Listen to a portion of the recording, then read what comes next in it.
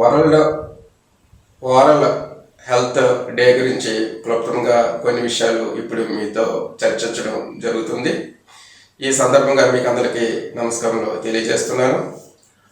World oral health day theme 2024 సంబంధించి ఏ happy mouth is a happy body, తెలుగులో నోటి ఆరోగ్యం యొక్క ప్రాముఖ్యత మరియు సాధారణ శ్రేయస్సుతో ఎలా సంబంధం కలిగి ఉంటుంది అనే దాని గురించి ప్రజలకు అవగాహన పెంచడం.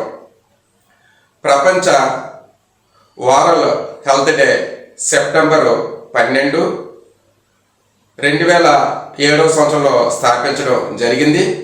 అయితే కొన్ని కారణాల వల్ల మార్చి 20, 2013లో మార్చబడింది.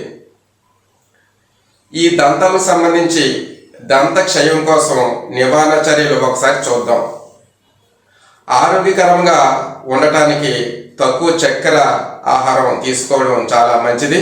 భోజనం తర్వాత రోజుకు 2 సార్లు బ్రష్ చేయడం చాలా మంచిది. ఫ్లోరైడ్ మౌత్ వాష్లు వాడటం చాలా మంచిది.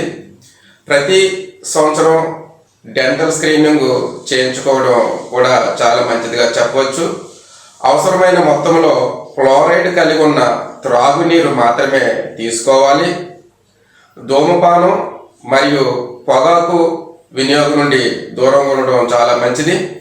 అలానే ప్రపంచ నోటి ఆరోగ్య దినోత్సవాన్ని ఎందుకు జరుపుకుంటారు అంటే, దంతాలు, చిగుళ్ళు, నాలుక ఆరోగ్యాన్ని జాగ్రత్తగా చూసుకోకపోతే దీని యొక్క ప్రభావం శరీరంలోని అన్ని అవయవాలపై పడే అవకాశం ఉన్నది.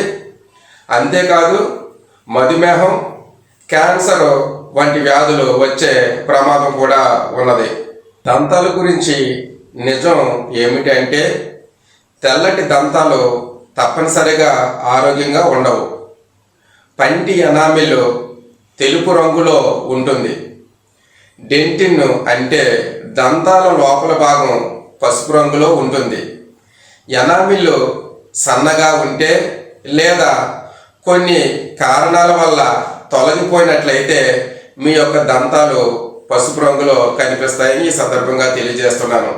ఈ యొక్క దంతాలకు సంబంధించిన విషయాలు విని అర్థమైనట్లయితే మిగతా వాళ్ళకి అందరికీ షేర్ చేయవలసింది ఈ సందర్భంగా తెలియజేస్తున్నాను.